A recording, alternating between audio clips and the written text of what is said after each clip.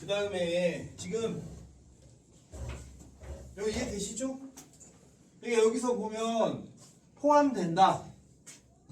그러면 이 영역 안에 쏙 들어가도록 조그맣게 그려야 되고, 포함한다. 그러면 왼쪽 작은 수인데요, 큰 수인데요, 그게 중요한 게 아니라 이 영역을 다 갖도록, 만약 이렇게 그려질 수도 있고, 이제 그림에 따라서 이렇게 여러분이 그림으로 설정을 해가면서 그려야 됩니다.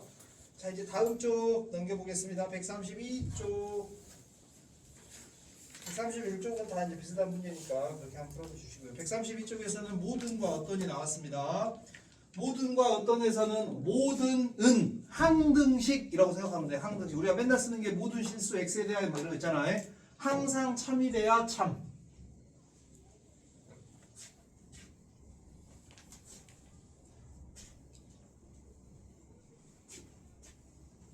그래서 거기에 모든은 항상 참이면 참, 어떤은 한 번 이상 참일 때만 참. 오케이. 모든과 어떤을 여러분이 구분을 해야 된다. 자, 그래서 594번을 한번 봐주시기 바랍니다. 594번. 전체 집합의 원소가 있습니다. 1, 2, 3, 4, 5, 6. 근데 기억은 어떤 x라고 되어 있죠. x 제곱은 16이 있습니다. 이 식의 해 중에서 어떤이 있잖아. 어떤 해 중에서 이 안에 있기만 하면 참이야. 하나라도 있으면 어떤이기 때문에 요게 x는 마이너스 4 또는 x는 4잖아요. 얘 때문에 참입니다. 기억은 어떤이기 때문에 어떤. 니은은 모든이죠. 니은은 모든이라는 말이 있기 때문에 요 x-1이 0보다 크다가 이걸 다 포함해야 돼. 근데 이거 풀면은 x는 1보다 크죠. 1보다 크다에는 등호가 없기 때문에 누구를 포함할 수 없습니까? 1보다 크다는 1을 포함할 수 없죠. 그래서 이거는 거짓입니다. 니은은 1 때문에 거짓. 1을 포함을 못했기 때문에 니은은 거짓. 다시 디귿은 모든 실수, 그러니까 모든 xy죠. 그러니까 니은은 모든이 있습니다. 그러니까 여기 있는 숫자들을 다 넣으란 얘기예요. x자리, y자리에. 그래서 제곱을 합니다. 그러면 1 넣고 1 넣었을 때 2죠. 근데 문제에서는 뭐라고 되어 있습니까? 2 이상이라고 되어 있으니까 이건 참이죠. 어떤 숫자들을, 그 다음 집합에서는 같은 숫자를 2번 넣을 수 있습니다. 같은 숫자 2번 넣을 수 있어. 집합은 원소가 여러 번 있어도 한 번만 쓰기 때문에. 그래서 기억과 디귿이 참이다. 그 다음에 597번 풀어봐 주세요. 597번은요 우리가 했던 그겁니다. 그거 2차 부등식 문제. 597번은 2차 부등식이 여기 이렇게 나오거든요. 그래서 우리가 2차 부등식에서 이런 말이 했습니다. 2차라는 말이 있어요 없어요? 이거 막 따졌어요. 2차라는 말이 있어요 없어요? 막 따졌어. 근데 이제 문제에서는 자연수라는 말이 있기 때문에 A, B는 자연수랍니다. 그러니까 A, B는 0은 아니죠.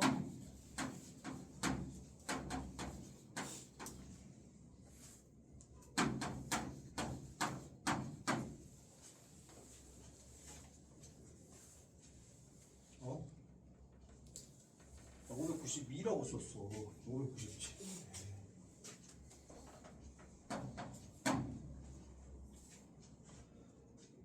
여기 의미하는 게 뭐였니? 풀었어? 그죠?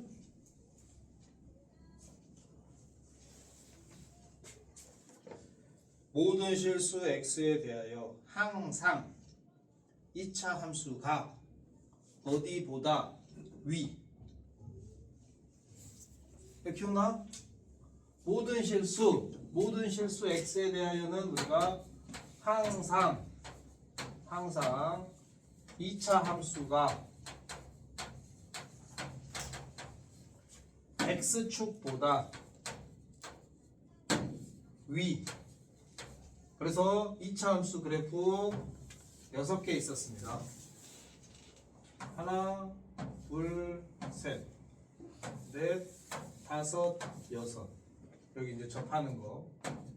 그래서 1, 2, 3, 4, 5, 6 중 2차 함수가 항상 2차 함수가 x축보다 위에 있는 건 몇 번입니까?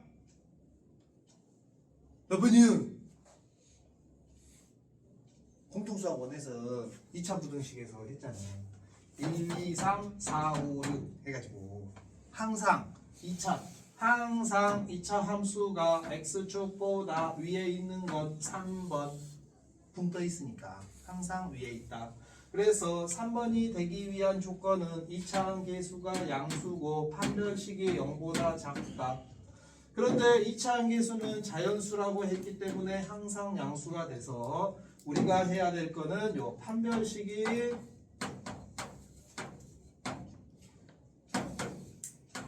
0보다 작다를 만족해야 합니다.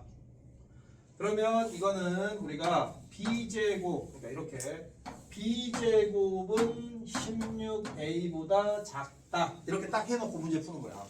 이렇게 해놓고 그래놓고 순서쌍을 찾으라고 했잖아. 6 이하의 자연수 a, b의 순서쌍. 그래서 여러분이 이거를 이렇게 딱 해놓고 이렇게 A가 여기다 이렇게 맞추면 A가 1, 2, 3, 4, 5, 6일 때 B는 어떤 수들이 가능한지 쫙 찾는 거야. 그래서 A가 만약에 1이다 그러면 B제곱이 16보다 작아야 합니다. B제곱 제곱에서 16보다 작은 수는 몇과 몇과 몇이 있을까요?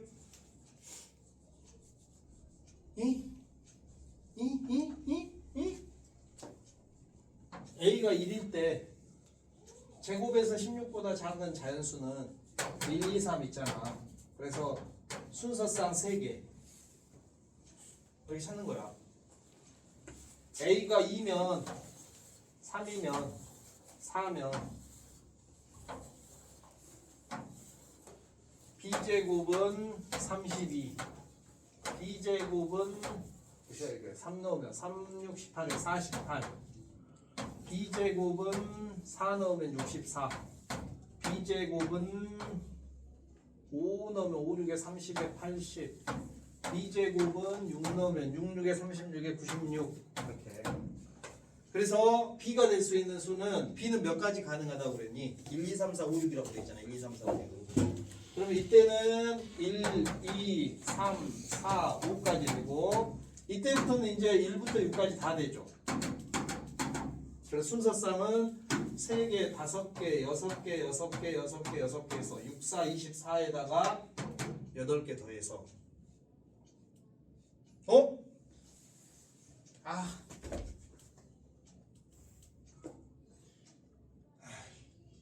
부정. 진짜 말해줘야지.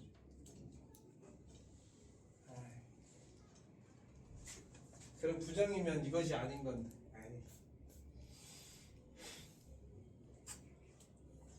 미안.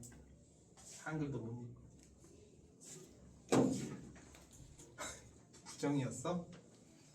왜 말 안 했어? 오늘 끝나고 남아. 부정이면 항상이니까 어떤 실수 x에 대하여 ax 제곱 플러스 bx 플러스 4가 0보다 작거나 같다 이건데요. 사실은 여기서 이것의 부정이야. 여기가 지금 이게 몇 개야? 이미 쓴 거라 6, 4, 24에다가 여기 하면 8 해서 32개잖아. 근데 AB가 될 수 있는 게 6 이하니까 전체가 6, 6에 36이거든요. 36개 중에서 32개가 아닌 거. 4개가 답이야. 이거 4개가. 근데 이거를 직접 풀어야 편한데 그럼 이걸 풀려면 어떻게 하면 되느냐? 요거는 요 두 개의 그림입니다. 요 두 개. 그래서 판별식에 0보다 크거나 같다. 이걸 만족하는 어떤 걸 찾는 거야. 에이 진짜 속상하다.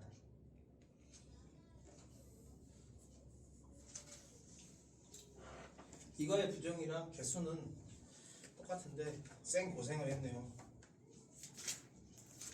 자, 그 다음 이제 133쪽 봅니다. 우리 133쪽은요 공식 프린트를 잠깐 봐주시기 바랍니다. 이제 뭐가 나오느냐면요 명제에 역과 대우가 나옵니다. 5쪽이거든요 프린트. 우리 프린트 공식 보시면은요 5쪽 한번 봐주시기 바랍니다.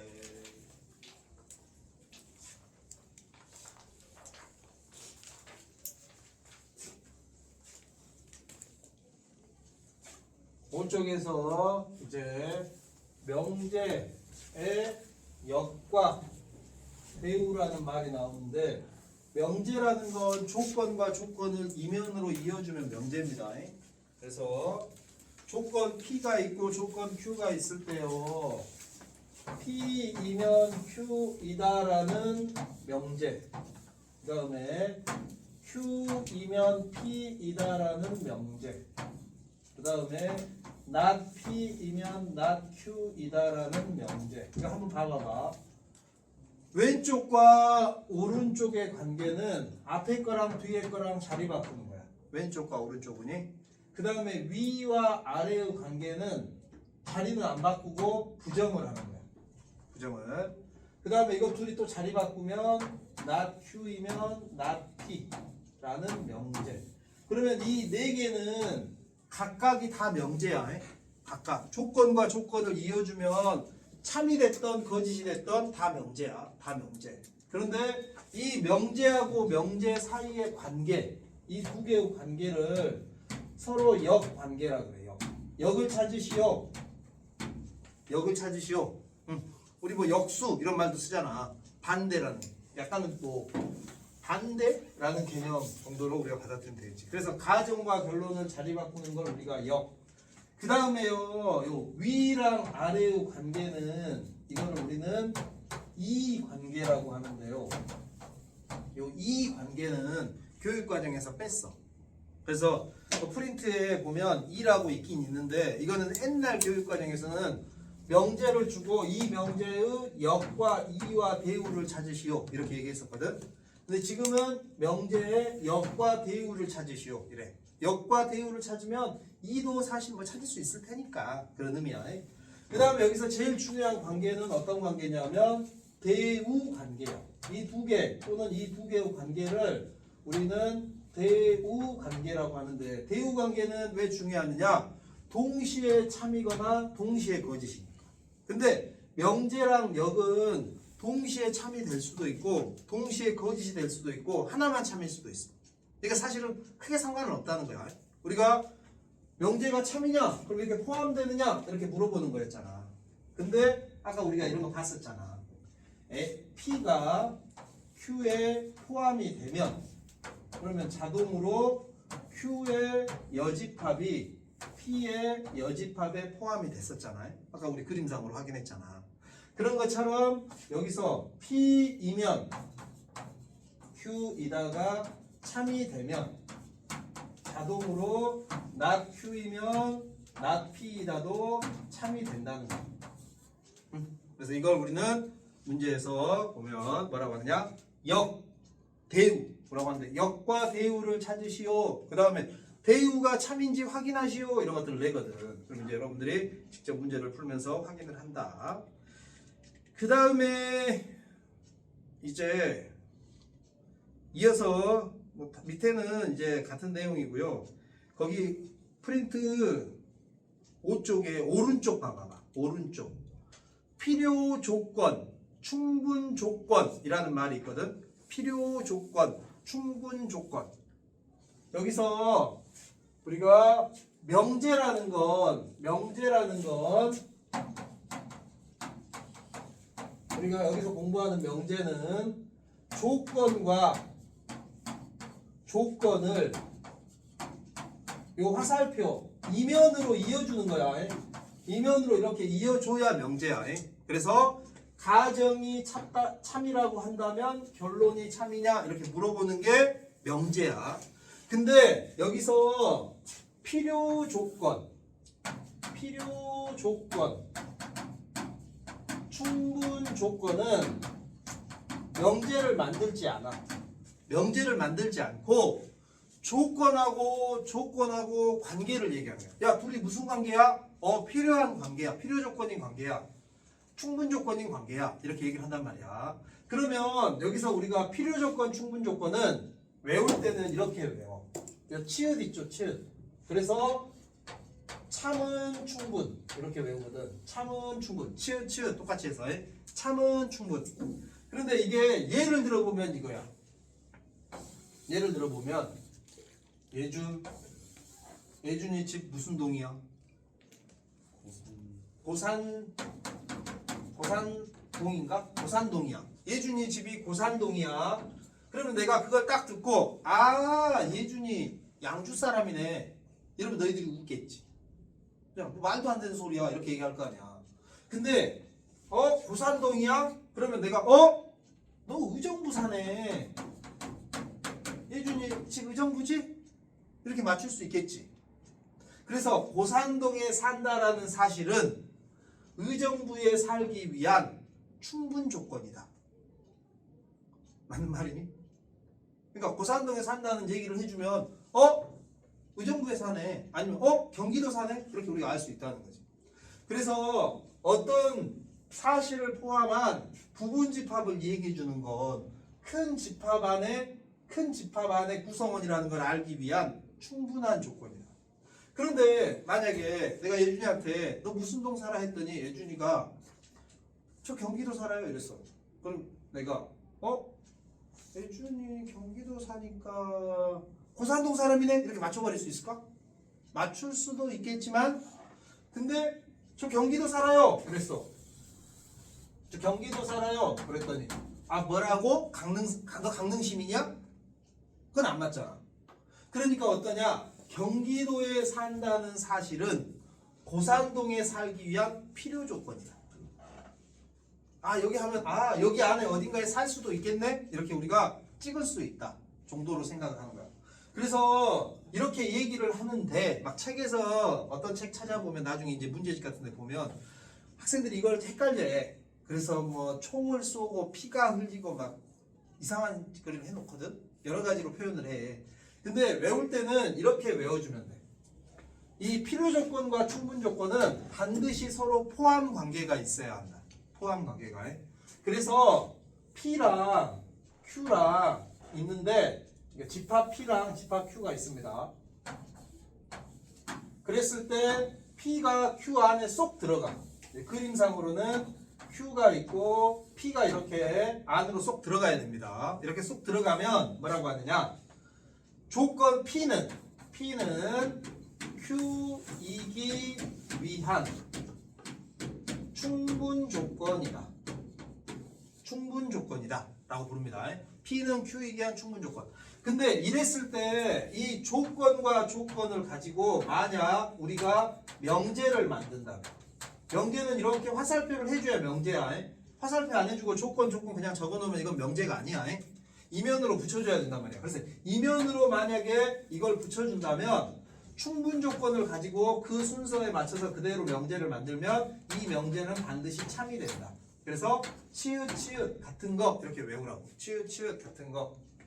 그 다음에 이랬을 때 우리는 뭐라고 하느냐? 반대로 큰 것은 작은 것이기 위한 필요 조건이다.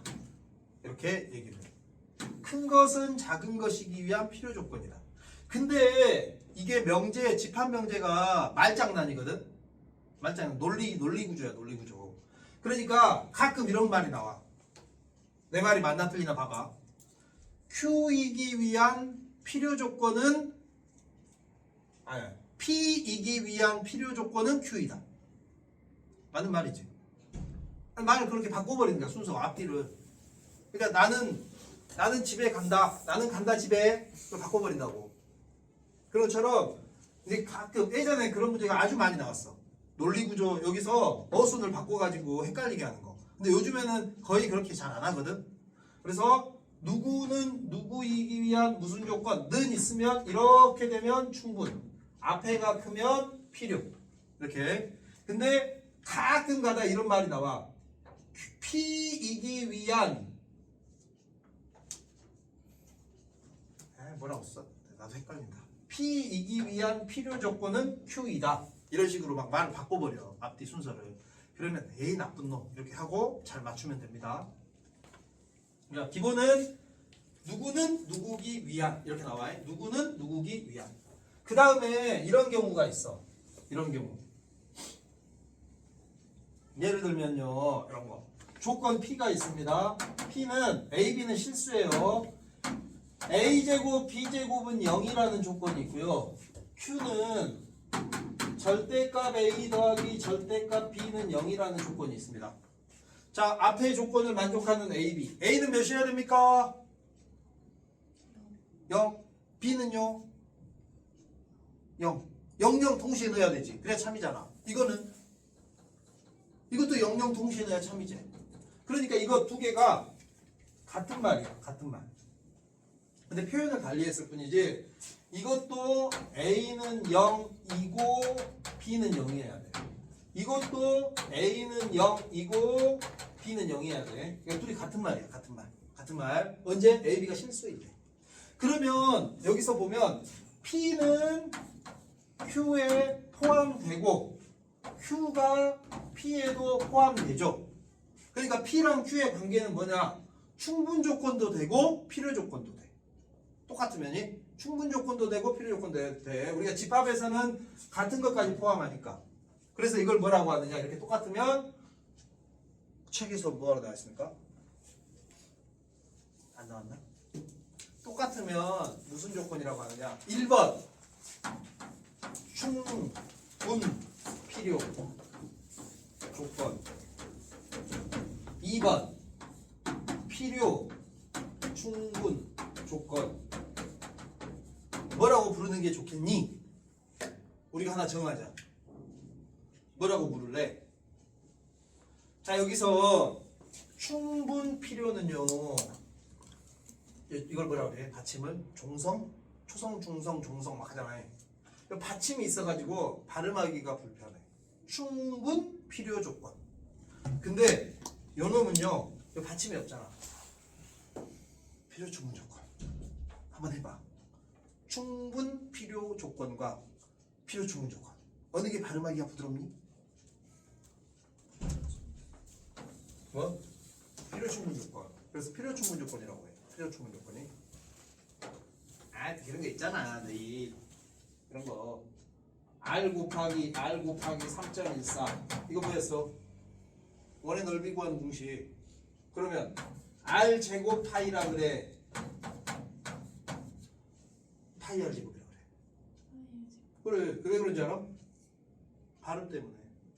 R 제곱 파이 하면 받침이 있어가지고 발음 잘 안 된단 말이야. 파이 R 제곱.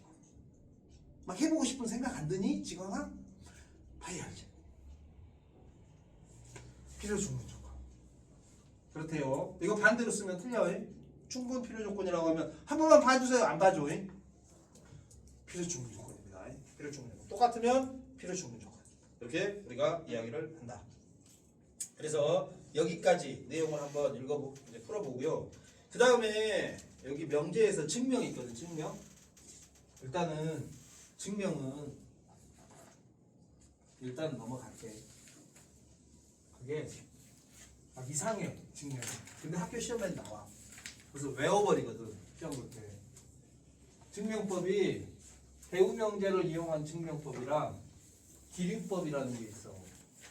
그 다음에 나중에 2학년 때 수학적 기납법이라고 해가지고 증명법 3가지를 배우거든.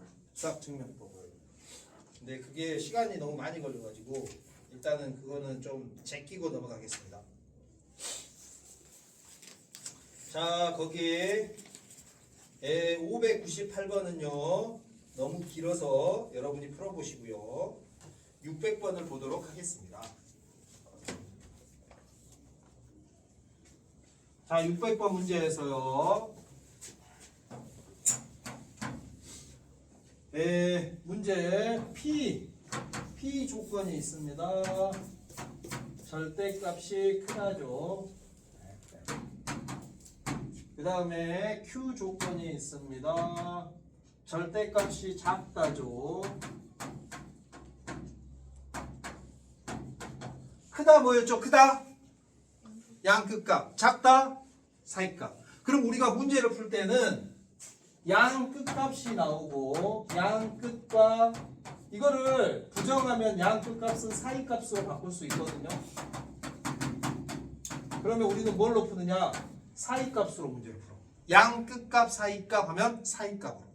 그 다음에 식이 0이 아니다를 부정을 하면 식이 0이다 이렇게 바꿀 수 있거든요. 서로 부정해서. 그러면 무엇이 아니다 보다는 무엇이다 이런 걸로 우리가 바꿔서 문제를 푸는 거야. 바꿔서.